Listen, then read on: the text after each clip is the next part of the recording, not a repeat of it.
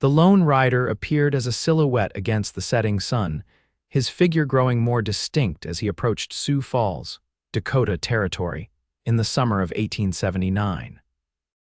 The townsfolk who noticed his arrival couldn't help but wonder about the stranger's story. The stiffness in his posture and the shadows under his eyes told of a man who carried more than just his physical belongings. Vincent Rawlins guided his chestnut mare down the main street, dust swirling around her hooves. 3 weeks of hard travel had worn them both down. His once neatly trimmed beard had grown wild, and his clothes were coated with the grit of the trail. But none of that compared to the hollow ache that had driven him westward from Pennsylvania, seeking something he wasn't sure existed, a place where the memories might not cut so deeply. The main street of Sioux Falls was alive with evening activity. Wagon wheels churned up dust, merchants called out their final offerings of the day, and the saloon was beginning to fill with ranch hands seeking relief after a day's labor. Vincent had heard that this growing town on the edge of the prairie offered opportunities for men willing to work. After the death of his wife Sarah 15 months ago, he'd needed exactly that work that might exhaust him enough to sleep without dreams. He dismounted outside the town's modest hotel, a 2-story clapboard building with a freshly painted sign. The mare, Luna, nickered softly as he tied her to the hitching post. "We're stopping here, girl," he murmured, patting her neck. "For how long, I can't say." Inside, the hotel's small lobby was clean but worn. A middle-aged woman with graying hair looked up from her ledger at his entrance. "Need a room," Vincent said, his voice rough from disuse. The woman nodded without surprise. "$1 a night, includes breakfast. Weekly rate's $5 if you're staying." "I'll take it for a week, then." He counted out the coins from his dwindling funds. "Sign here." She pushed the ledger toward him. "Name's Mrs. Holloway if you need anything. Room's upstairs, 3rd door on the right." Vincent signed the book, noticing how foreign his own handwriting looked to him now. 15 months, and he still felt like a stranger to himself. "Much obliged." "You looking for work?" Mrs. Holloway asked as she handed him a key. "If so, you might want to speak with Miller at the general store. Heard he's looking for help." "I might do that," Vincent replied, taking the key. "Got my horse outside. Is there a stable nearby?" "Down the alley behind us." "Joe'll take care of her for 2 bits a day." Vincent nodded his thanks and headed upstairs to his room. It was small and sparse: a bed, washstand, small table, and chair, but clean. He set down his saddlebags and sat heavily on the bed, removing his hat. His fingers found the worn photograph in his vest pocket, but he didn't take it out. He knew every detail of Sarah's face in that picture, her smile frozen in time, taken just 6 months before the fever took her. "Not tonight," he whispered, pushing the photograph deeper into his pocket. Tonight he needed sleep without her ghost. After stabling Luna, Vincent found himself at the town's busiest saloon. Not for the company, which he had no interest in, but for a meal and perhaps enough whiskey to dull the edges of his thoughts. The Frontier Saloon was well lit and noisy, with a piano player pounding out a cheerful tune that seemed at odds with Vincent's mood. He found a corner table and ordered stew and bread from a harried-looking server. The whiskey came first, and he sipped it slowly, surveying the room. Cowboys, shopkeepers, a few obvious drifters like himself, Sioux Falls had the usual mix of frontier town inhabitants. As he ate, Vincent overheard snippets of conversation: cattle prices, weather predictions, gossip about local ranches. One name kept coming up: the Circle Z. Apparently a sizable spread a few miles north of town, owned by a widow named Zeller. "Shame about Grace Zeller," a man at the next table was saying. "That woman's faced more trouble than most could bear." "Lost her husband, 2 years back?" his companion asked. "Just about." "Riding accident, horse stepped in a prairie dog hole and threw him. Broke his neck. She's been running that place herself ever since, though I hear she's struggling these days."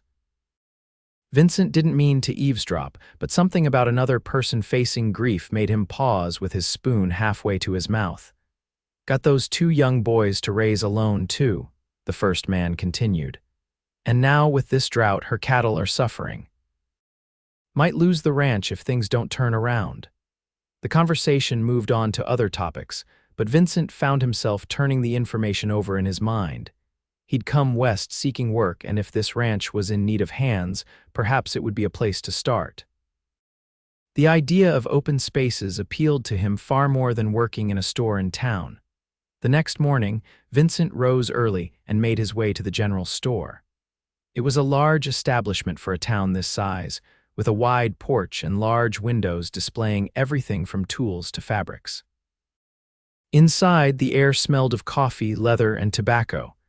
A tall, balding man stood behind the counter arranging a display of pocket knives. "Morning," Vincent said. "You Miller?" The man looked up. "That's right, something I can help you with." "Name's Vincent Rawlins, new in town." "Heard you might be hiring." Miller studied him for a moment. "Could use some help with deliveries and stocking. Pays fair. You planning to settle here in Sioux Falls?" Vincent hesitated. "Not sure yet. Looking for work is all." "I see." Miller seemed to weigh something in his mind. "Tell you what, I could use someone, but I heard McCready over at the livery is desperate for help since his son broke his leg. And the Circle Z Ranch is looking for experienced hands if you know cattle." "I grew up on a farm in Pennsylvania," Vincent offered. "No livestock well enough." "The Circle Z is a good outfit. Widow woman runs it, Grace Zeller. She's good people, just had a string of bad luck.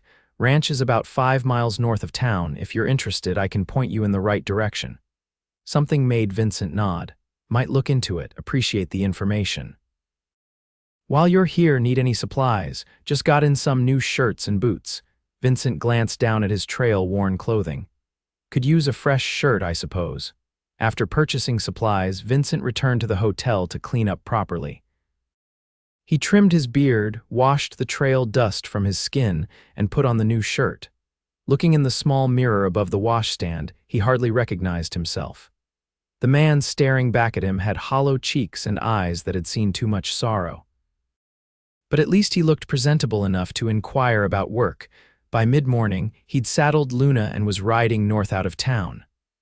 The land opened up around him, rolling prairie stretching toward distant bluffs. After the cramped forests and hills of Pennsylvania, the openness of Dakota territory was both disorienting and liberating. Here, a man could breathe. Here, perhaps, the memories might not press so close. Following Miller's directions, Vincent found the turnoff marked by a weathered wooden sign bearing the Circle Z brand. The ranch road wound through a shallow valley, eventually revealing a modest but well-built ranch house, a large barn, several corrals, and a bunkhouse. A small creek ran behind the structures, lined with cottonwoods that provided welcome shade. As Vincent approached, he noticed a woman and 2 boys working in one of the corrals with a small herd of calves. The woman was tall and straight-backed, her dark hair pulled into a practical knot at the nape of her neck. She wore men's work pants and a loose shirt, moving with confidence among the cattle. One of the boys spotted Vincent first, pointing toward the approaching rider. The woman looked up, shading her eyes against the sun. She said something to the boys, then walked to the corral fence as Vincent reined Luna to a stop nearby. "Something I can help you with," she called, her voice clear and direct. Vincent removed his hat. "Madam, name's Vincent Rawlins. In town they said you might be looking for ranch hands." The woman, Grace Zeller, he presumed, studied him carefully. "You have experience with cattle?" "Yes, madam. Grew up on a farm in Pennsylvania, worked with livestock all my life." She nodded slowly. "We're short-handed, that's for certain. Lost 2 men last month, one to marriage, one to California gold fever." She gestured toward the boys who were still working with the calves. "My sons and I can't manage it all ourselves, especially with this drought making everything harder." Vincent dismounted, leading Luna closer. "I'm looking for steady work, just arrived in Sioux Falls yesterday." "What brings you all the way from Pennsylvania, Mr. Rawlins?" Her green eyes were assessing, not unkind but cautious. He hesitated. "Looking for a fresh start." Something in her expression shifted, a flash of understanding. "We all need those sometimes." She extended her hand.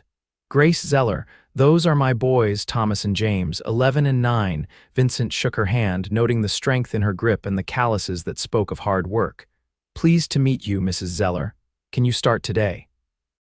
Wage is 40 a month plus room and board in the bunkhouse. Sunday afternoons are yours unless there's an emergency. Yes, madam, I can start right now. Vincent felt a weight lift slightly. Work, that's what he needed. Good. You can stable your horse and put your things in the bunkhouse. Only other hand living there right now is Eduardo Garcia. He's checking the north pasture today. She turned toward the house.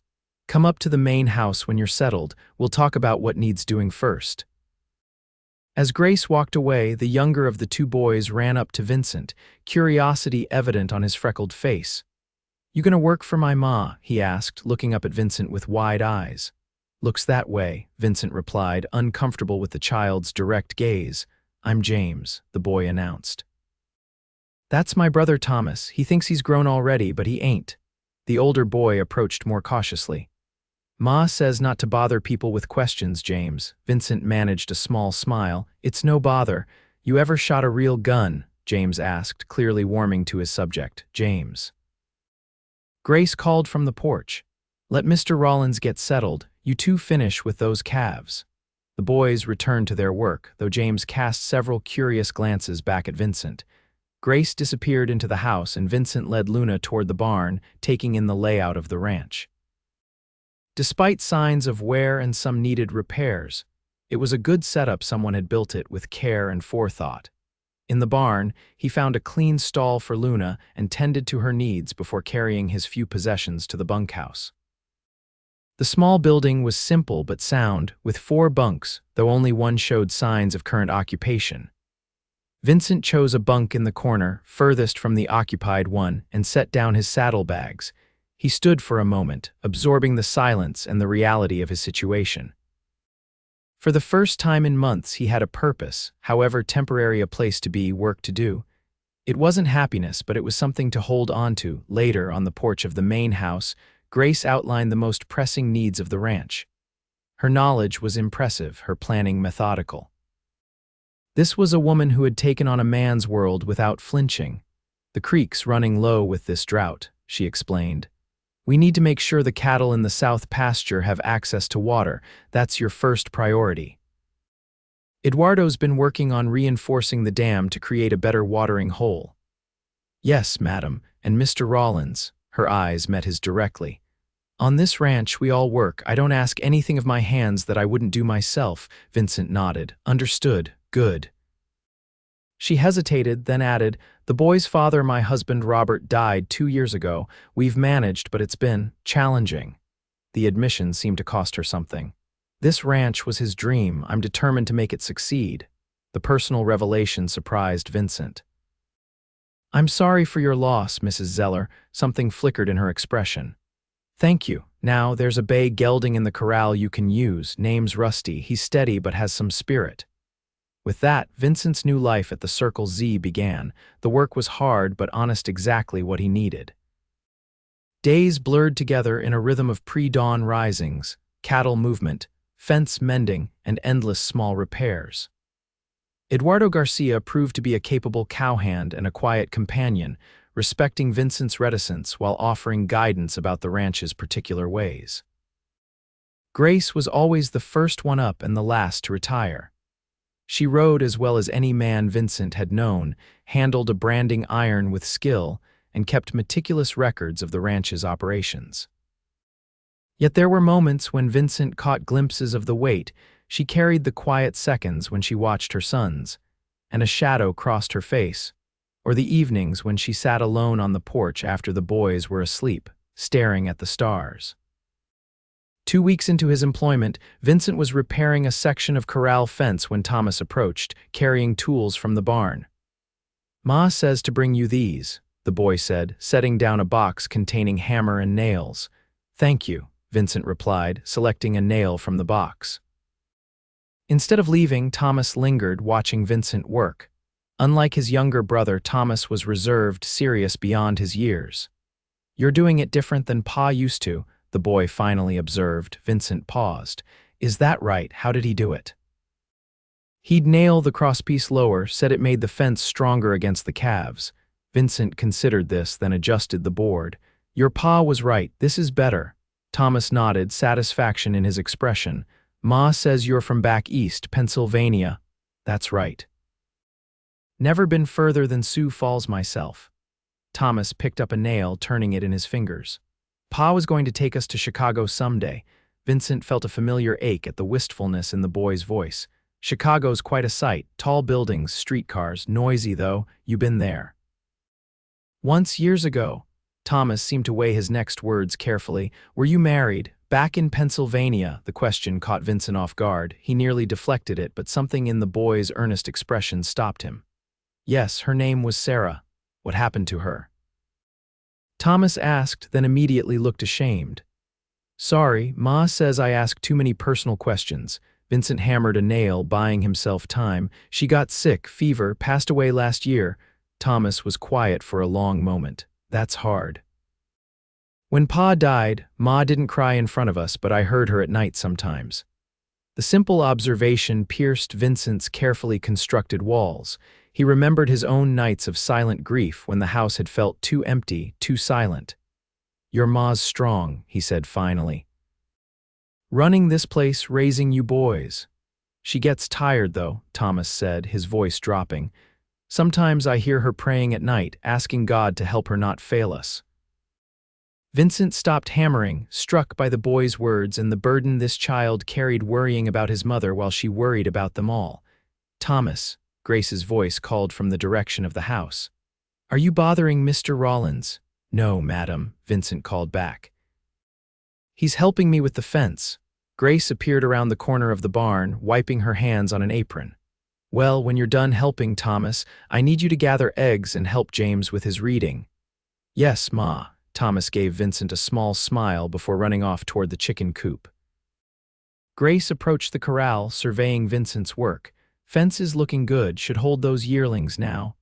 Your boy's smart, Vincent said, knew exactly how his father would have built this fence.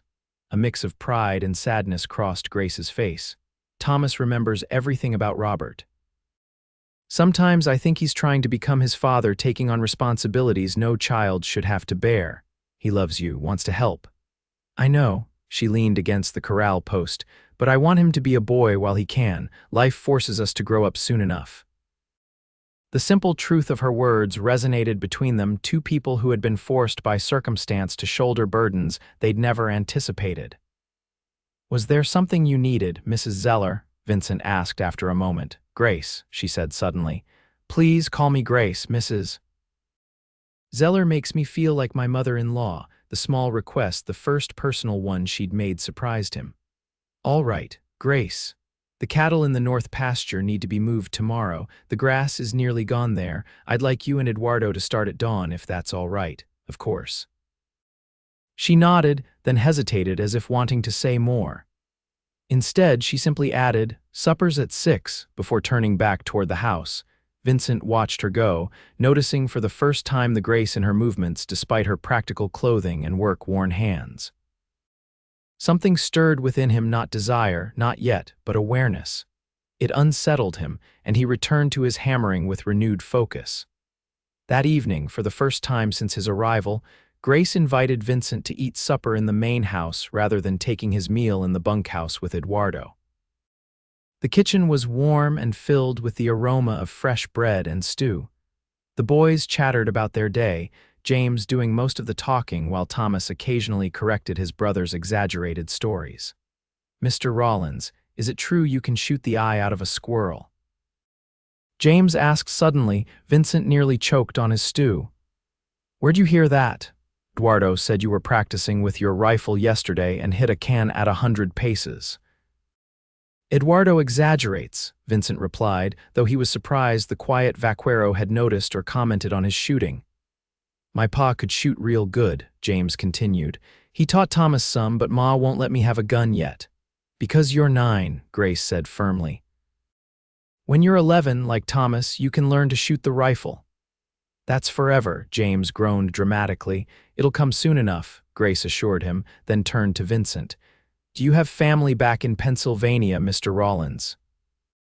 Vincent, he corrected, returning her earlier courtesy.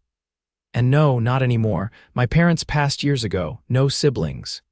He didn't mention Sarah's family, the in-laws who had blamed him for not calling the doctor sooner, for not somehow preventing her death. That bridge was burned. "Is that why you came west?" Thomas asked quietly. "Because you were alone, Thomas," Grace admonished gently. "That's personal." "It's all right," Vincent said, surprising himself. "Yes, that's part of it. Sometimes a man needs a fresh start." "Like when we had to start over after Pa died," James said with a child's directness. "Ma said we'd make new beginnings together." Grace's eyes met Vincent's across the table, and he saw in them a flash of recognition, the shared experience of having one's life upended, of being forced to reimagine a future that had once seemed certain. "That's right, James," she said softly. "Sometimes life changes our plans."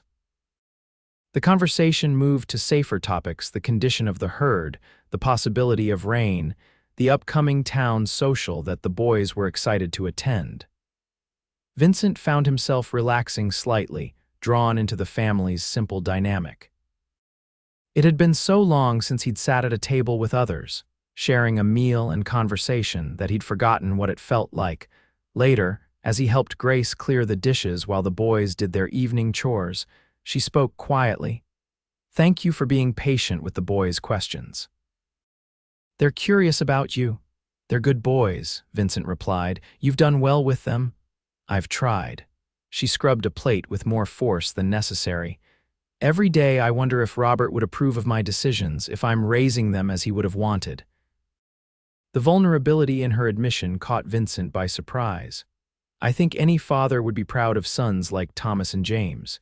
Grace's hands stilled in the wash basin. "Sometimes I feel like I'm failing them, this drought, the cattle struggling. If we lose the ranch, I'll have lost Robert's dream for them." "You won't lose it," Vincent said with unexpected conviction. "The rain will come." She looked up at him, her green eyes searching his face. "How can you be so sure?" He wasn't, of course. But something about her determination, her refusal to surrender to circumstances, sparked his admiration. "Because you're too stubborn to let it go," he said finally, a hint of a smile touching his lips for the first time in longer than he could remember. Grace's laugh was surprised and genuine. "Well, there's truth in that." She handed him a wet plate. "Robert used to say my stubbornness was both my best and worst quality." "Sounds like a wise man." "He was," she resumed, washing. "We were married very young. Barely knew each other when we set out for Dakota Territory with big dreams and little else. Learned to love each other building this place." Her voice softened. "I miss him every day," Vincent nodded, understanding completely. "It's the small things that catch you unaware," he said quietly. "A sound, a smell, suddenly there again." "Yes." Her whispered agreement hung between them, a moment of perfect comprehension that needed no further explanation. They finished the dishes in companionable silence, each lost in their own memories, yet somehow comforted by the other's presence. The next day, Vincent and Eduardo rode out at dawn to move the cattle as planned.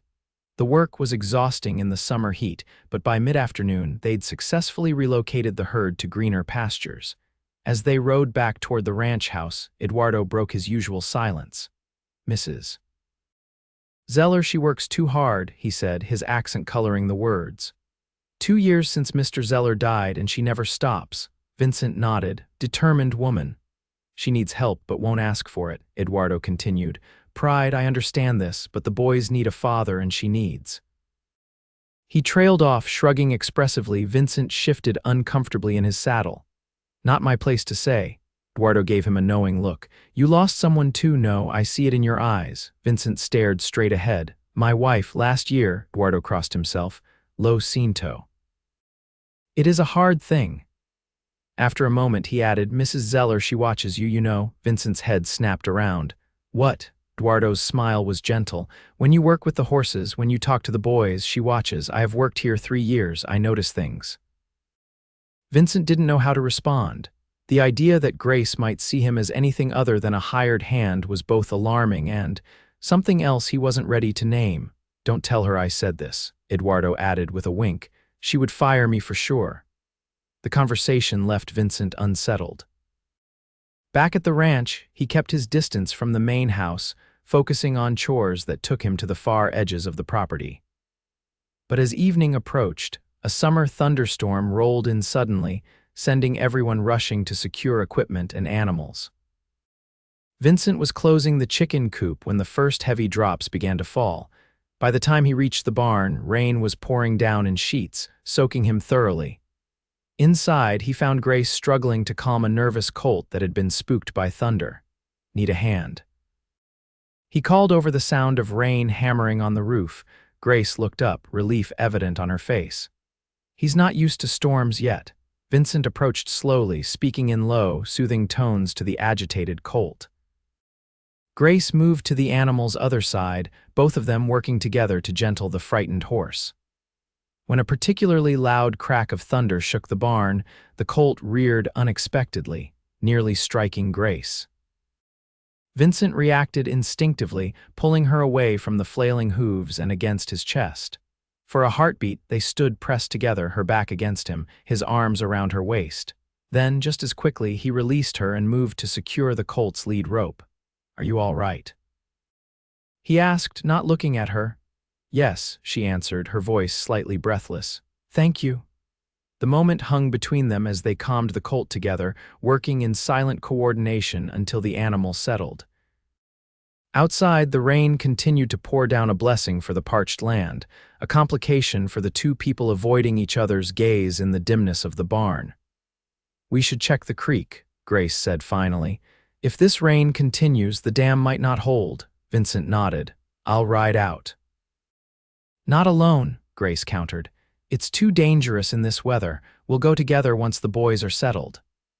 An hour later, with the storm still raging, Vincent and Grace rode toward the creek, rain slickers providing minimal protection against the deluge. The creek, which had been barely a trickle that morning, was now a rushing torrent, straining against the small dam Eduardo had reinforced. "It's holding for now," Grace shouted over the noise of the storm, "but we should check the South Bend. That's where it flooded 2 years ago." They rode alongside the swelling creek, the horses picking their way carefully through the increasingly muddy ground. At the bend, the water had already begun to spill over the banks, threatening to cut a new channel across grazing land. "We need to reinforce this section," Grace called, dismounting and sloshing through ankle-deep water toward a pile of sandbags they kept nearby for such emergencies.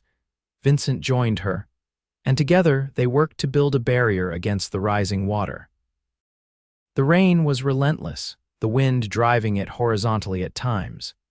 Despite their slickers, they were soon soaked through, mud coating their boots and pants. As Grace lifted a particularly heavy sandbag, her foot slipped on the muddy bank. Vincent lunged forward, catching her before she fell into the surging creek, but the sudden movement caused the unstable ground beneath them to give way. They slid several feet down the embankment, stopping just short of the water. Vincent held Grace tightly, his body shielding hers from the worst of the fall. For a moment they lay there, breathless from the near disaster, rain pounding down on them. "Are you hurt?" Vincent asked, his face inches from hers. Grace shook her head, rainwater streaming from her soaked hair. "No, you." "I'm fine." Neither moved. Vincent became acutely aware of her body beneath his, the warmth of her despite their sodden clothing, the rapid rise and fall of her chest. Their eyes met, and something electric passed between them: recognition, possibility, fear. Grace was the first to break the moment, pushing gently against his chest. "We should get back. The boys will be worried." Vincent helped her to her feet, maintaining a steadying hand on her elbow as they carefully climbed back up the slippery embankment. The sandbag barrier seemed to be holding, but the rain showed no signs of abating. "We've done what we can," Grace said, mounting her horse with difficulty, her wet clothes hampering her movements. "We need to return to the ranch." The ride back was tense, both from the dangerous conditions and the unspoken awareness that had emerged between them. By the time they reached the ranch house, both were shivering from their wet clothes and the cooling evening air. Thomas and James rushed onto the porch as they approached, faces tight with worry. "Ma, we were scared," James called out. "I'm fine, just wet," Grace assured them as she dismounted.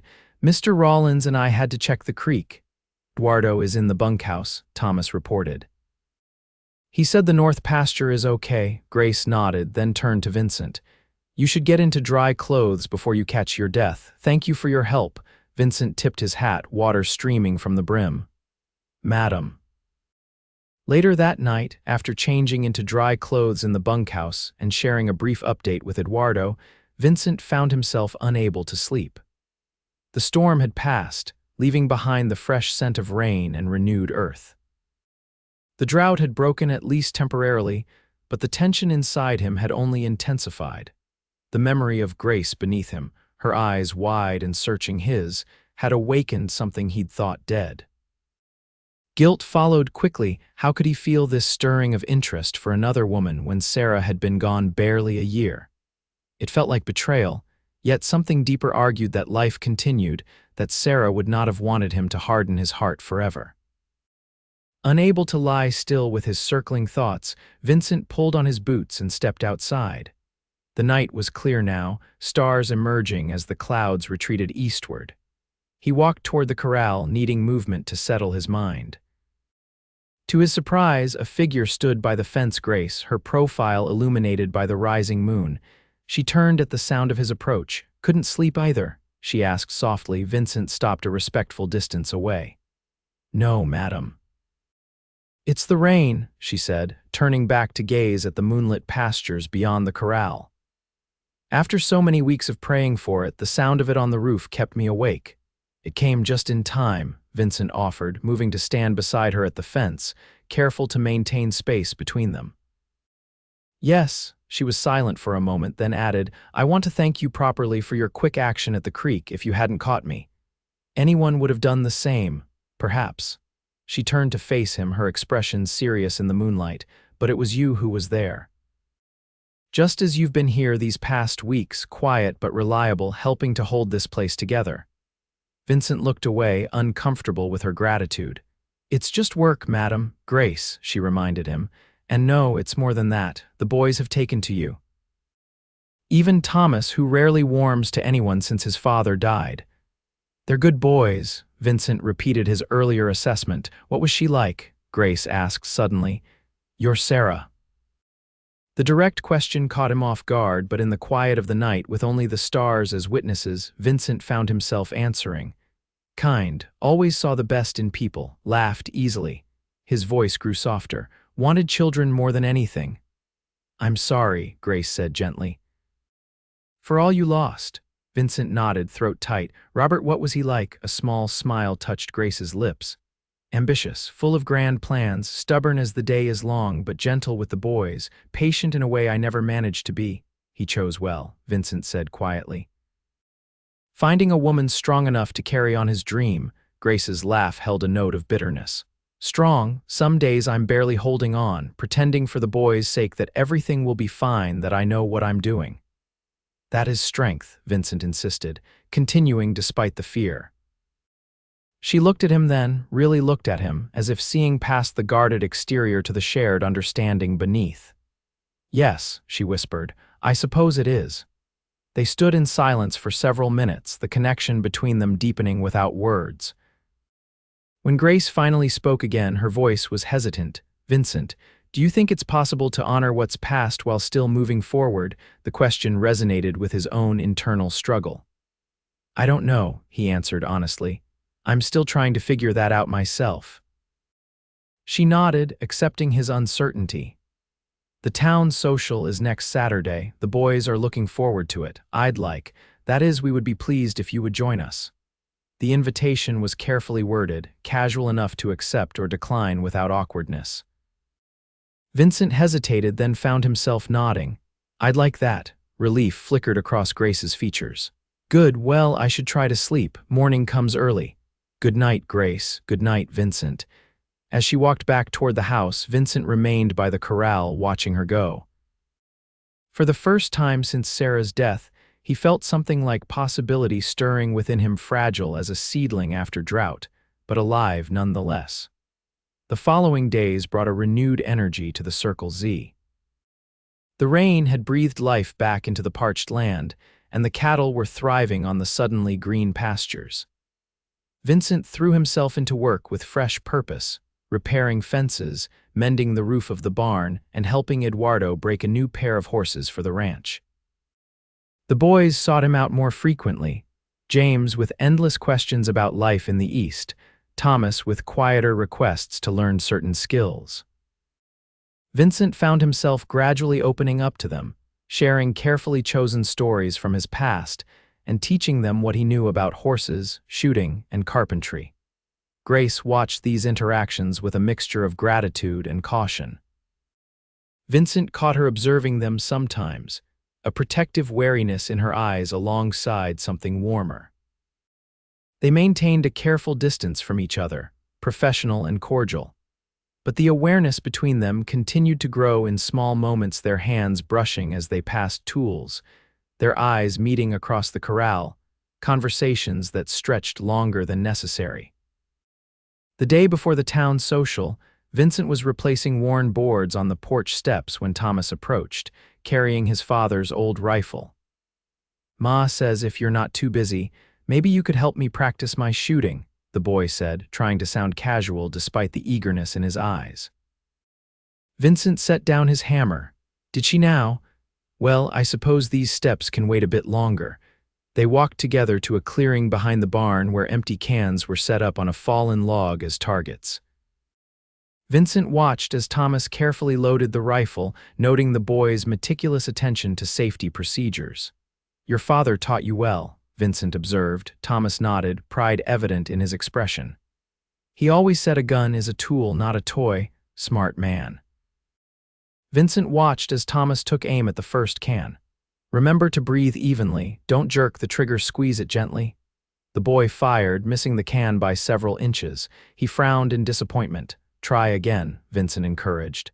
"This time when you exhale, that's when you squeeze." Thomas followed the instruction and the second shot connected, sending the can flying. His face lit up with delight. "I did it?" "Well done," Vincent said, genuinely impressed. "You've got a steady hand." They continued practicing, Vincent offering quiet guidance as Thomas improved with each shot. From the corner of his eye, Vincent noticed Grace watching from the edge of the garden, her expression unreadable. When Thomas had emptied the rifle, Vincent showed him how to clean it properly, explaining the importance of maintenance.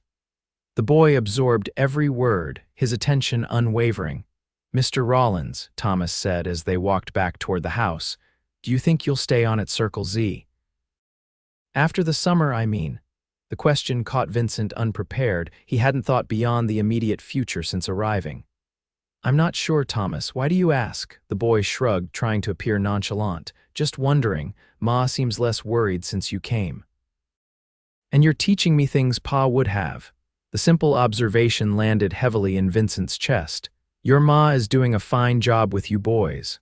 "I know," Thomas said quickly, "but she works so hard and sometimes she looks sad when she thinks we're not watching."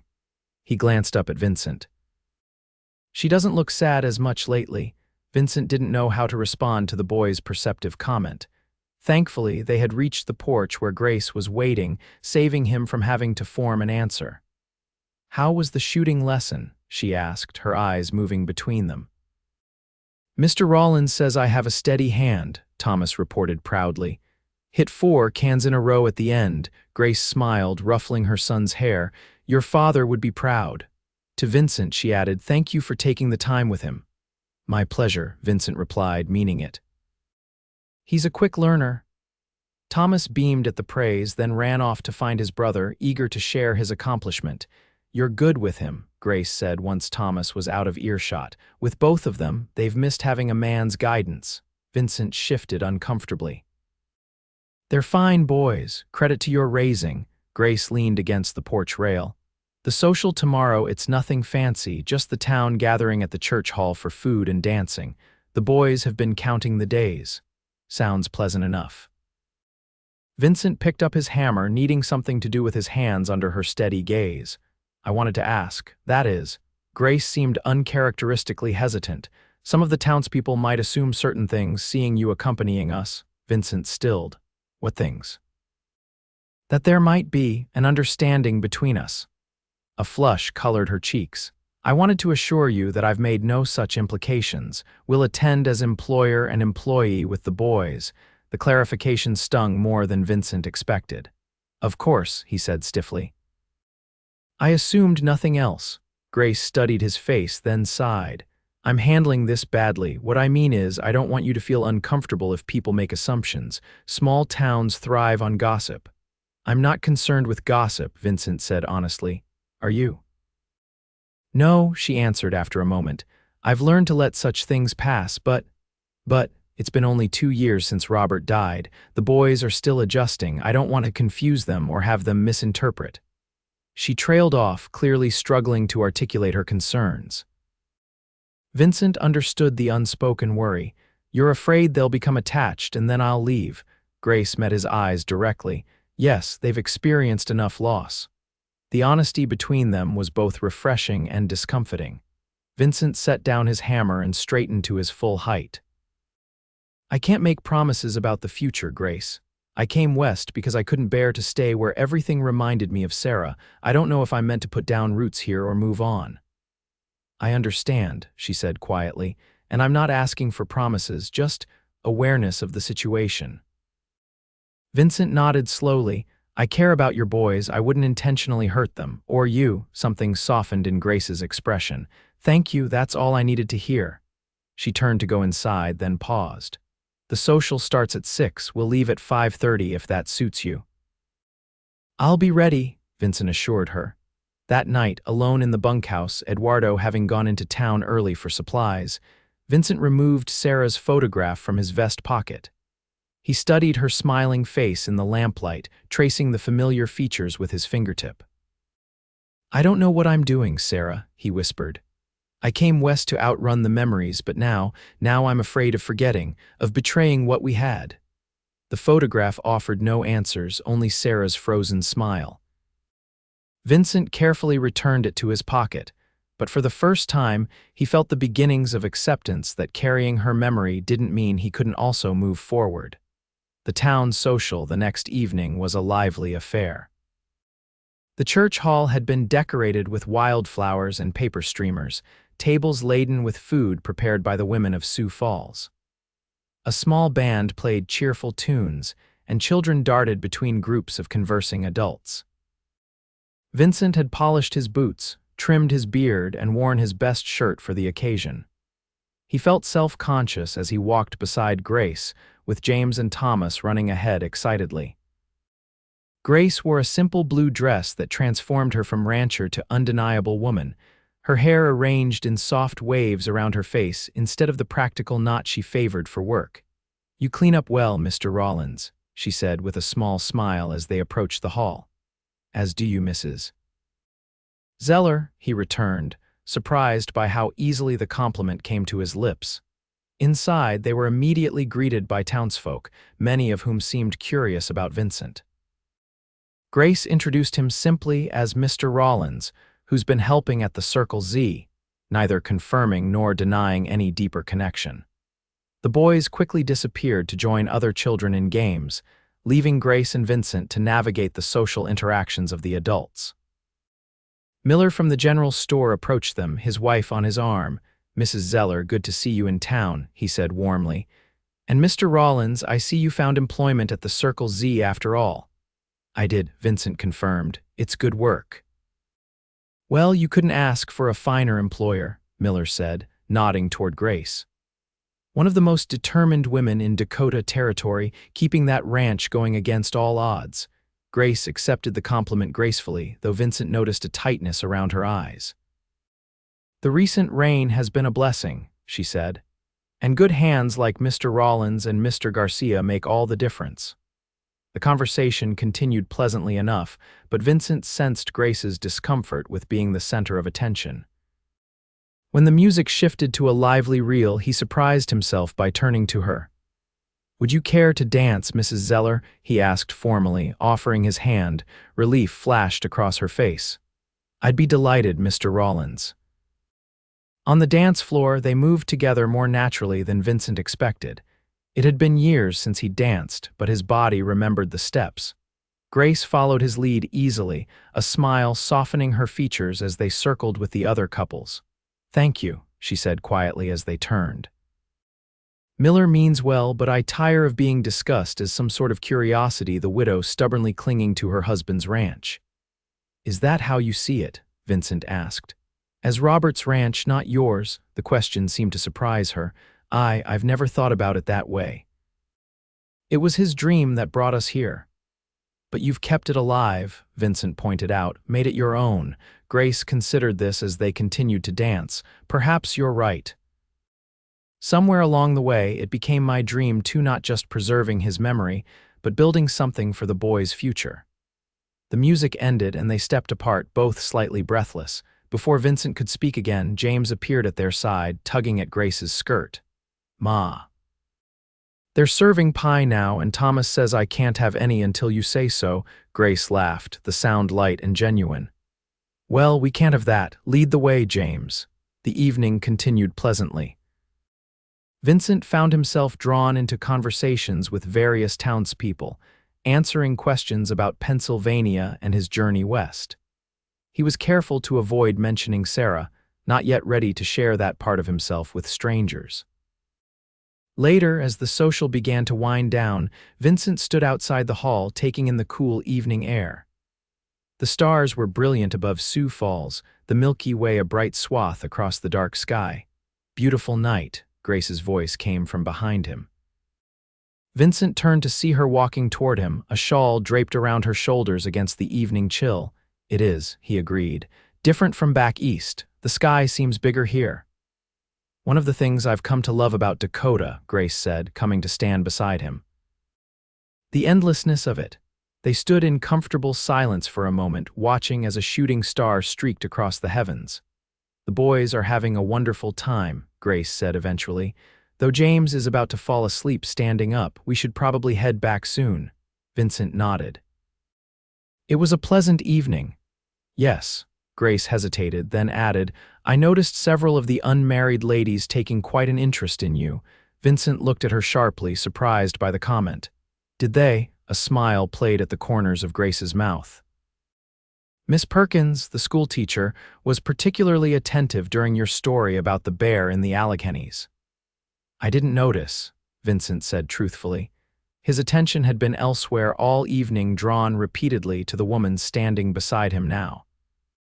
"Well, she's considered quite a catch in Sioux Falls," Grace continued, her tone deliberately light. "Young, educated, from a good Boston family." Vincent studied Grace's profile in the moonlight, trying to decipher her meaning. "Are you playing matchmaker, Mrs. Zeller?" Grace met his gaze then, something vulnerable flickering in her eyes. "No," she said softly, "I don't believe I am." The moment stretched between them, full of unspoken possibilities. Vincent found himself wanting to reach for her hand to bridge the careful distance they'd maintained. Before he could act on the impulse, the church hall door opened, spilling light and noise into the quiet night. "Ma," Thomas called. "James is falling asleep at the dessert table." The spell broken, Grace turned toward her son. "We're coming, Thomas. Get your brother ready to leave." As they rode back to the ranch in the wagon, James already asleep against his mother's shoulder and Thomas fighting to keep his eyes open, Vincent felt a strange sense of contentment.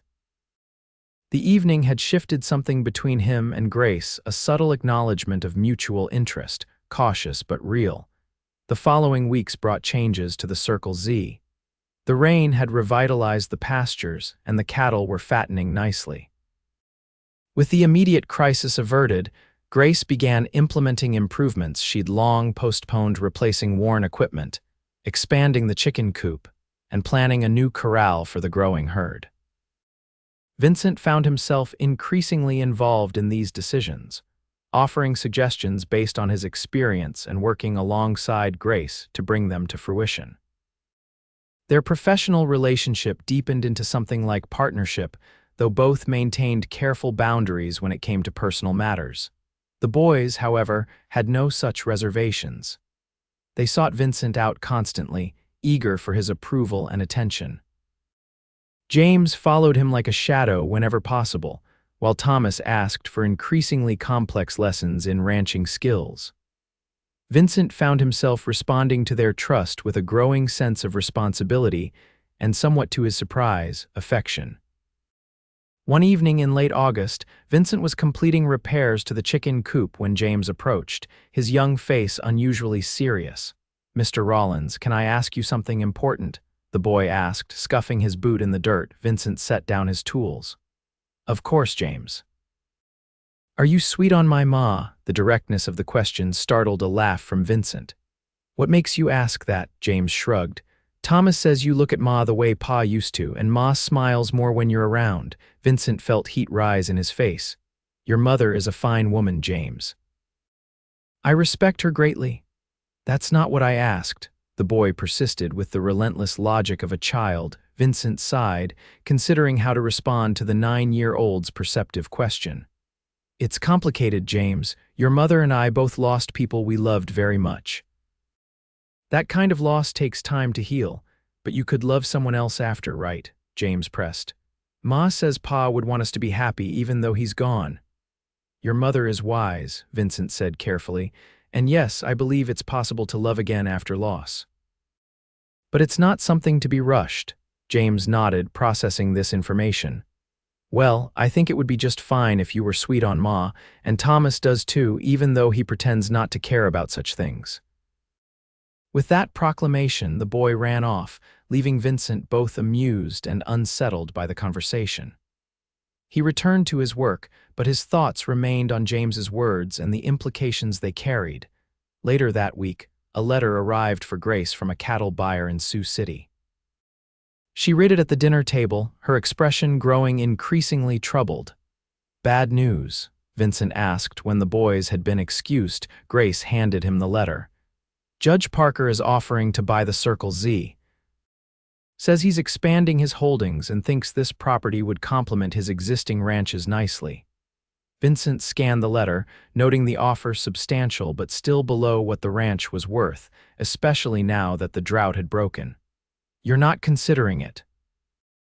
Grace's eyes flashed. "Of course not. This land is our future, the boys' inheritance." She took the letter back, folding it with sharp, angry movements. "Parker has been trying to buy up smaller ranches for years. He thinks because I'm a widow, I'll be eager to sell." "His loss," Vincent said simply. Grace's expression softened. "Thank you for that," she sighed, rubbing her temples. "Though I can't deny it would solve certain problems. The mortgage payment to the bank in Sioux Falls is due next month, and we're still recovering from the drought." Vincent hesitated, then offered, "I have some savings, not much, but enough to help with the payment if needed." Grace looked up, surprise evident in her expression. "I couldn't accept that, Vincent. Not as charity," he clarified quickly, "as an investment in the ranch." Understanding dawned in her eyes. "An investment? You mean you'd consider staying on?" Beyond the summer, the question hung between them, weighted with significance beyond the practical matter of ranch finances. Vincent found himself nodding slowly. "I've been thinking about it," he admitted. "This place, it's become important to me." Grace's gaze held his steadily. "Just the place?" Vincent took a deep breath. "No," he said quietly, "not just the place." Something bloomed in Grace's expression, hope tempered with caution. "Vincent, I don't want you to feel obligated because of the ranch's situation." "I don't," he assured her. "This is about possibilities I didn't think existed for me anymore." Grace reached across the table, her hand stopping just short of his. "I've been afraid to acknowledge those possibilities, for the boys' sake and for my own." "I know." Vincent bridged the final distance, covering her hand with his. "We both carry ghosts, Grace." "Yes." Her fingers turned, intertwining with his. "But perhaps they don't have to determine our future." The touch was simple, but profound, the first deliberate physical connection they'd shared outside of work necessity. They sat that way for several moments, neither speaking, both absorbing the significance of what had just transpired between them. Finally, Grace gently withdrew her hand. "I should check on the boys, and I need to write a firm response to Judge Parker." Vincent nodded, standing as she rose from the table. "I'll be turning in. Early start tomorrow with the fence line check." At the doorway, Grace paused, looking back at him. "Vincent, thank you, not just for the offer of help, but for understanding." Always, he replied, the word carrying more weight than he'd intended. As September approached, bringing cooler evenings and hints of the autumn to come, Vincent found himself at a crossroads.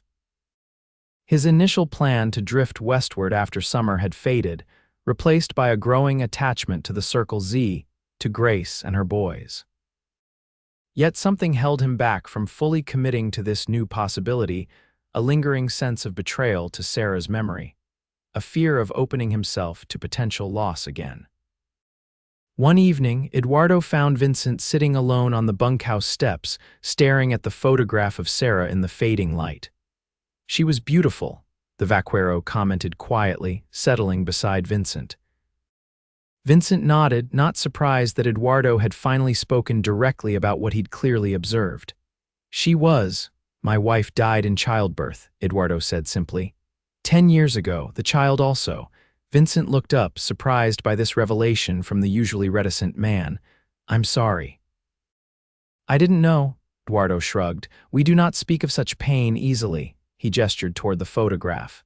For many years I carried her picture as you do, spoke to it, asked for forgiveness when I felt joy without her. The words hit uncomfortably close to Vincent's own experience. And now I keep her here, Eduardo tapped his chest. But I look forward, not back. It dishonors their memory to refuse the life they would want for us. Vincent carefully returned the photograph to his pocket. When did it get easier? Eduardo's smile was gentle. It does not get easier. We get stronger, he stood, dusting off his pants. Mrs. Zeller is a good woman. She understands loss as you do. Such understanding is rare.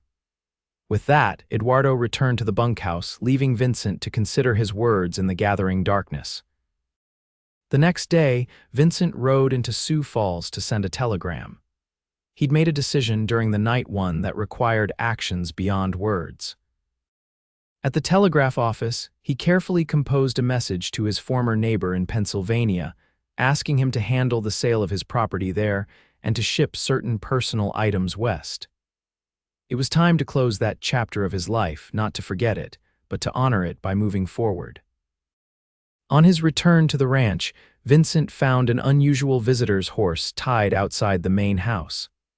A sleek black gelding with expensive tack, not the mount of a local rancher or tradesman. Curious, Vincent stabled Luna and approached the house just as Grace emerged onto the porch, her expression tight with anger. Behind her came a well-dressed man of about 50, his bearing suggesting wealth and authority. Mrs. Zeller, I urge you to reconsider, the man was saying. My offer is more than fair for a ranch of this size, especially one operated by a what, Judge Parker? Grace interrupted, her voice cold. A woman, is that what you were going to say? The man, Judge Parker, apparently in person rather than just by letter, had the grace to look slightly abashed. I merely meant that operating a cattle ranch requires considerable physical labor and business acumen. Many widows find such responsibilities overwhelming. I find your assumptions overwhelming, Judge, Grace replied, not your offer, which remains inadequate and unwanted. Parker noticed Vincent's approach, his eyes narrowing slightly. Ah, one of your hands, I presume, Grace glanced toward Vincent, something unreadable passing across her face. Judge Parker, this is Vincent Rawlins. He's a partner in the Circle Z. The word partner hung in the air, its meaning ambiguous but significant. Vincent climbed the porch steps to stand beside Grace, nodding politely to Parker. Judge, he acknowledged. I understand you're interested in the Circle Z. Parker assessed Vincent with shrewd eyes. I was under the impression Mrs. Zeller operated this ranch alone since her husband's passing. Circumstances change, Vincent said simply. Parker looked between them, clearly recalculating his approach. I see. Well, Mr. Rawlins, perhaps you can speak sense to Mrs. Zeller.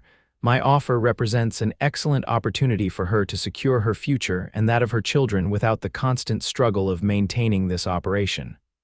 Mrs. Zeller doesn't need me to speak for her, Vincent replied evenly. And the Circle Z isn't for sale at any price, Parker's expression hardened. That's unfortunate. I'd hoped to resolve this amicably. He reached for his hat. Remember, Mrs. Zeller, cattle prices fluctuate and banks can be unsympathetic when mortgage payments are late. My offer won't remain open indefinitely. The implied threat wasn't subtle. Grace straightened, her chin lifting. Good day, Judge Parker. After Parker had mounted his expensive gelding and ridden away, Grace turned to Vincent, her eyes troubled despite her show of confidence. Partner, Vincent asked quietly, a flush colored Grace's cheeks. I apologize if I overstepped. He was being so condescending, and when I saw you approaching. She shook her head. It just came out. I'm not objecting, Vincent assured her, just surprised. Grace studied his face. What did he mean about the bank? Vincent sighed. It was a threat, plain and simple. He likely has connections at the bank in Sioux Falls. Could make things difficult when your mortgage payment comes due. I won't be bullied into selling Robert's legacy, Grace said firmly. Our legacy, Vincent corrected gently. Yours and the boys, that's what matters now. Grace's expression softened. Yes, you're right. She hesitated, then asked, Where did you ride to this morning? The boys were looking for you. Sioux Falls, Vincent replied. Had to send a telegram. Something flickered in Grace's eyes, a question she didn't voice. Instead, she nodded toward the barn. The boys are helping Eduardo with the new calf. They'd be happy to show you. Vincent understood the invitation for what it was, a return to their careful routine, neither pushing too quickly toward the possibilities they'd begun to acknowledge. I'd like that. 2 days later, as Vincent was repairing tack in the barn, Thomas found him holding out a telegram envelope. This came for you, the boy said. Eduardo brought it from town. Vincent took the envelope with a nod of thanks, opening it as Thomas lingered, curiosity evident in his expression. The message was brief, but exactly what Vincent had hoped for. His neighbor had found a buyer for his Pennsylvania property, and the sale would be finalized within the month. Good news? Thomas asked. Vincent looked up at the boy, realizing with sudden clarity how much Thomas resembled his father in the set of his jaw and the directness of his gaze. Yes, he said honestly.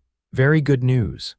Thomas shuffled his feet, clearly wanting to ask more but hesitant to pry. Vincent made a decision. Thomas, would you ask your mother if I could speak with her when she has a moment? There's something important I need to discuss with her. The boy nodded eagerly. Sure, Mr. Rawlins. He turned to go, then paused. Is it about staying on at Circle Z? Because James and we've been hoping. Vincent smiled, the expression coming more naturally now than it had in months. It might be. Now go find your mother for me. An hour later, Vincent stood on the porch with Grace, the telegram in her hand as she absorbed its meaning. You're selling your home in Pennsylvania, she said quietly. Yes, and you want to stay here at the Circle Z. Vincent took a deep breath. I want more than that, Grace. She looked up at him, her green eyes searching his face. What are you saying, Vincent? I'm saying that I've been running from memories for too long. That Eduardo was right. Honoring those we've lost means living fully, not half existing in the shadows of what might have been. Grace's hand trembled slightly as she returned the telegram to him. And what do you want your future to be? Vincent took her hand, his grip gentle but firm. I want to help you build something here, not just a successful ranch but a home, for you, for the boys, and for me if you'll have me. Vincent, Grace whispered, her voice catching. Are you certain? The boys can be handful, and the ranch is always one disaster away from failure, and I'm stubborn, and Vincent silenced her with a gesture. I've never been more certain of anything. I loved Sarah with all my heart, and part of me always will, but my heart has room for new love, Grace, for you. Grace's eyes filled with tears. I've been so afraid to admit how I feel, afraid of betraying Robert's memory, afraid of depending on someone again, afraid of the boys getting hurt if things went wrong. I know, Vincent said softly, I've had those same fears. But some risks are worth taking. Vincent reached up to brush a tear from her cheek. I'm not asking for immediate answers. We can take this slowly, see where it leads. Grace caught his hand against her face, turning slightly to press a kiss to his palm. The gesture, so intimate and spontaneous, sent warmth through Vincent's entire body. The boys already adore you, she said softly, and I've found myself thinking of you at odd moments, wondering what you'd think about decisions I'm making, looking forward to our conversations. Is that so? Vincent asked, a smile tugging at his lips. It is, Grace confirmed, a matching smile brightening her tear-stained face, and it terrifies me how much I've come to depend on your presence. Well, I'm not planning on going anywhere, Vincent assured her. Except perhaps into town next week to speak with the bank about becoming an official partner in the Circle Z, if that's agreeable to you. Grace's answer was to step forward and wrap her arms around his waist, resting her head against his chest. After a moment of surprise, Vincent returned the embrace, marveling at how right it felt to hold her. I think, Grace murmured against his shirt, that would be very agreeable indeed. They stood that way for several moments, the afternoon sun warm on their shoulders, the sounds of their ranch continuing around them. When they finally separated, it was with reluctance and new awareness. We should tell the boys, Grace said, smoothing her hair with a slightly shaky hand. About the partnership, Vincent asked. Grace met his eyes steadily. About everything, they deserve to know that their family might be changing. Family. The word resonated within Vincent, filling spaces he'd thought permanently emptied by loss. Yes, he agreed. They do. That evening, after supper, Grace gathered Thomas and James in the parlor, Vincent standing somewhat awkwardly beside her. The boys looked between them with curious expressions, clearly sensing something significant was about to be discussed. Boys, Grace began, her voice steady despite the nervousness Vincent could see in her clasped hands. Mr. Rawlins and I have something important to tell you. Is he leaving? James blurted, his face falling instantly. No, Vincent said quickly. Quite the opposite, actually. Hope replaced concern on James's face. You're staying. For good, Vincent glanced at Grace, who nodded encouragingly. That's what we wanted to discuss with you.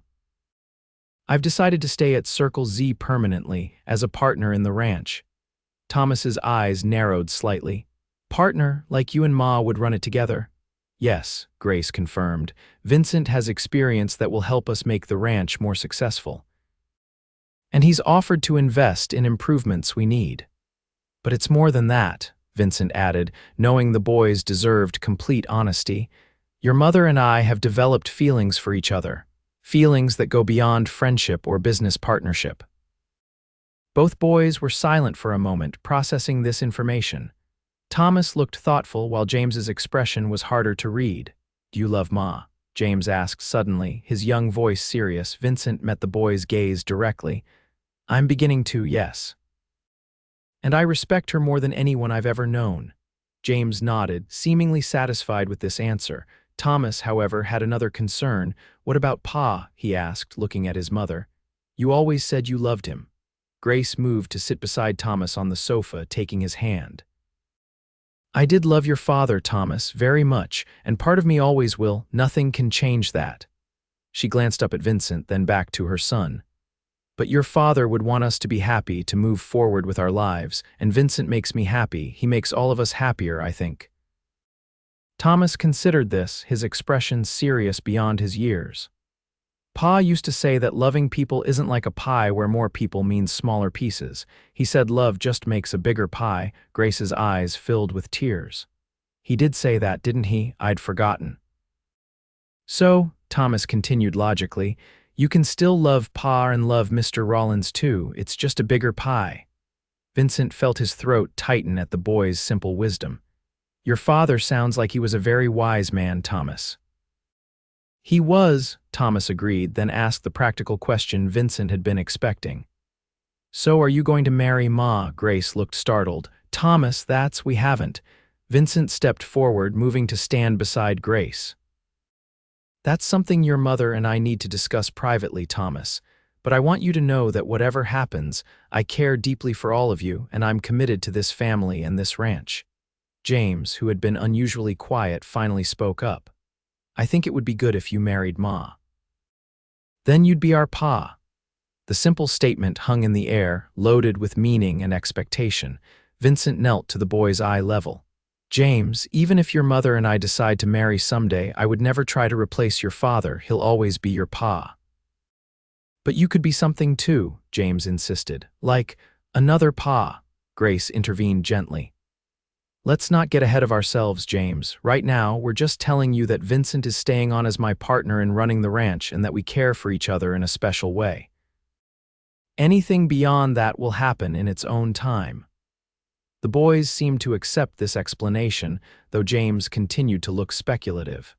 After answering a few more of their questions, Grace sent them to prepare for bed, promising to come up shortly to tuck them in. When they were alone again, Grace turned to Vincent with a mix of relief and amusement. Well, that went about as I expected. James rushing headlong into the future, Thomas thinking it through carefully. They're remarkable boys, Vincent said sincerely. You've done an amazing job with them, Grace, she smiled, the compliment clearly touching her. Thank you, and thank you for being so honest with them about your feelings and about not replacing Robert. It was important they understand, Vincent said. I know what it means to lose someone you love. I would never want to diminish Robert's place in their lives or yours. Grace stepped closer, reaching for his hand. You don't. If anything, you've helped me remember him more clearly, the good memories, not just the loss. Vincent entwined his fingers with hers, marveling at how natural it felt now. It's the same with Sarah. Somehow, finding a new path forward has made it easier to honor the path that came before. Grace's smile was tender. Wisdom from a cowboy, who would have thought?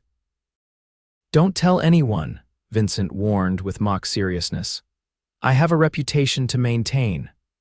Their laughter, shared in the warm lamplight of the parlor, felt like the beginning of something precious, a new chapter neither had expected to find.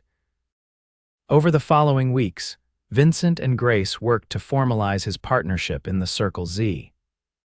The banker in Sioux Falls, despite Judge Parker's obvious influence, couldn't argue with the solid business proposal they presented, nor with the cash Vincent contributed toward the outstanding mortgage payment. By early October, the paperwork was complete, and Vincent Rawlins was officially co-owner of the Circle Z ranch. Their personal relationship developed more gradually, with respect for their past losses and the boys' adjustment. They spoke often of Sarah and Robert, sharing memories and acknowledging the importance of those relationships in shaping who they had become. Rather than creating distance between them, these conversations deepened their connection, building a foundation of understanding and trust. The first time Vincent kissed Grace was on a crisp October evening as they stood together watching the sunset from the porch. It was a gentle, questioning kiss that quickly deepened into something more assured, more revealing of the feelings that had been growing between them. When they parted, both slightly breathless, Vincent rested his forehead against hers. I've wanted to do that for quite some time, he admitted. Grace's smile was luminous in the fading light. What took you so long, Cowboy? By Thanksgiving, the change in their relationship was obvious to everyone at the Circle Z and in Sioux Falls.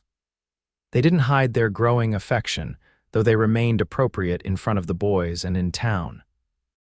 Eduardo observed their happiness with quiet satisfaction, occasionally offering Vincent a knowing nod that said more clearly than words, "You see, life continues." The ranch thrived under their joint management. Vincent's eastern connections proved valuable in securing better prices for their cattle, while Grace's intimate knowledge of the land and local conditions guided their day-to-day operations. Together, they began planning expansions and improvements that would secure the Circle Z's future for years to come. As Christmas approached, Vincent found himself contemplating next steps. The small box hidden in his dresser drawer contained his grandmother's ring, sent from Pennsylvania along with other personal items. He'd been carrying it in his pocket for days, waiting for the right moment to speak to Grace about making their partnership permanent in every way. The opportunity came on Christmas Eve. After the boys had finally gone to bed, vibrating with excitement for the morning to come, Vincent and Grace sat before the fire in the parlor, enjoying a rare moment of peaceful solitude. It's been quite a year, Grace reflected, her head resting comfortably against Vincent's shoulder. That it has, he agreed, his arm around her waist. Not at all what I expected when I rode into Sioux Falls in July. Grace tilted her face up to look at him. Any regrets? Vincent shook his head. Not one. You. Only that I nearly let fear keep me from this happiness, she admitted. I was so determined to manage alone to prove I could maintain Robert's dream without help. And now I understand that accepting help, accepting love doesn't diminish what I've accomplished, it enhances it. She smiled.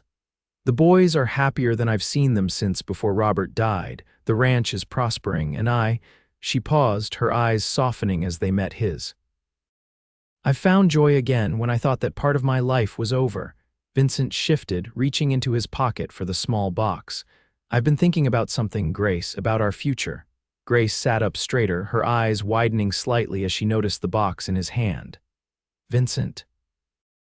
He took a deep breath, then opened the box to reveal the simple gold ring with its small diamond. This was my grandmother's. I had it sent from Pennsylvania because I wanted to ask you to be my wife. Grace's hand flew to her mouth, tears springing to her eyes. Oh, Vincent. I know it might seem soon, he continued, suddenly nervous despite the closeness they'd developed. And I would understand if you need more time, but I love you, Grace. I love Thomas and James. I want us to be a family in every sense of the word. Grace reached out to touch the ring, her fingers trembling slightly. It's beautiful, she whispered. Then, looking up at him with shining eyes, she added, and yes, I'll marry you, Vincent Rawlins. The joy that surged through Vincent was unlike anything he'd felt since Sarah's death, pure and uncomplicated by guilt or reservation. He slipped the ring onto Grace's finger, then drew her into his arms for a kiss that sealed their commitment to each other and to the future they would build together. The boys' reaction the next morning when Vincent and Grace shared their news was everything they could have hoped for. James whooped with delight, throwing himself into Vincent's arms with complete trust and acceptance. Thomas's response was more measured, but equally heartfelt, a solemn handshake followed by a sudden, fierce hug that spoke volumes about the boy's growing attachment to the man who would become his stepfather. They were married in the Sioux Falls church on a bright January day in 1880, 6 months after Vincent had first ridden into town seeking nothing more than temporary work. The small church was filled with well-wishers, townspeople who had watched their relationship develop, neighboring ranchers who respected Grace's determination, and the handful of people who had become like family. Eduardo, Mrs. Holloway from the hotel, Miller and his wife from the general store. Thomas stood proudly as his mother's witness, while James insisted on holding the rings until the proper moment in the ceremony. As Vincent and Grace exchanged their vows, promising to honor each other and the memories that had shaped them, to build a future together based on understanding and respect, many in the congregation wiped away tears. Judge Parker, notably absent from the celebration, had recently departed for Sioux City after his attempts to pressure the bank to foreclose on the Circle Z were thwarted by Vincent and Grace's successful partnership. The ranch's future seemed secure now, with spring cattle prices projected to be higher than in previous years, and new breeding stock improving their herd. At the small reception in the church hall afterward, Eduardo raised a toast to the newlyweds. To new beginnings, he said simply, his dark eyes warm with genuine pleasure at their happiness. To family, Vincent added, his arm around Grace's waist, the boys standing close beside them. To love that builds something new from grief, Grace concluded softly, meeting Vincent's gaze with a smile that contained all the promise of their shared future. Later that evening, after the celebration had ended and they had returned to their ranch, their home, Vincent stood on the porch with his new wife, watching as the stars appeared one by one in the darkening sky. Happy? He asked, drawing her close against the winter chill. More than I thought possible, Grace replied, leaning into his embrace. You. Vincent considered the question, thinking of the long journey that had brought him to this moment, the crushing grief that had driven him westward, the chance encounter that had led him to the Circle Z, the slow awakening of his heart to new possibilities. He thought of Sarah, whose memory he would always cherish, and of Robert Zeller, the man whose dream had created the foundation upon which this new happiness was built. Yes, he said finally, pressing a kiss to Grace's temple. completely happy. Inside the house, the boys were already planning summer adventures with their new stepfather, their young voices carrying faintly through the windows. Tomorrow would bring the ordinary challenges of ranch life: cattle to tend, fences to mend, a future to secure. But tonight, in this moment, Vincent Rawlins stood with his wife under the vast Dakota sky, grateful for second chances and the unexpected blessing of a heart healed enough to love again. "We should go in," Grace said eventually, though she made no move to leave his arms. "It's getting cold." "In a minute," Vincent replied, wanting to savor the moment a little longer. "I'm just thinking about how different my life would have been if I hadn't ridden into Sioux Falls that day in July." Grace looked up at him, her expression softening. "Providence, my mother would have called it." "Maybe she'd be right," Vincent acknowledged. "I came west looking for escape, but what I found was a way forward with you, with the boys, with this life we're building together. From grief to joy," Grace murmured, "for both of us." As they finally turned to enter the warmth of their home, where Thomas and James waited for them to complete their new family circle, Vincent felt a profound sense of rightness settle over him. The path that had led him here had been marked by loss and pain, but it had delivered him to exactly where he needed to be. The door closed behind them, shutting out the winter night and enclosing them in the light and warmth of the home they would share for all the years to come, a testament to love's enduring power to heal and renew, even in the face of life's deepest sorrows.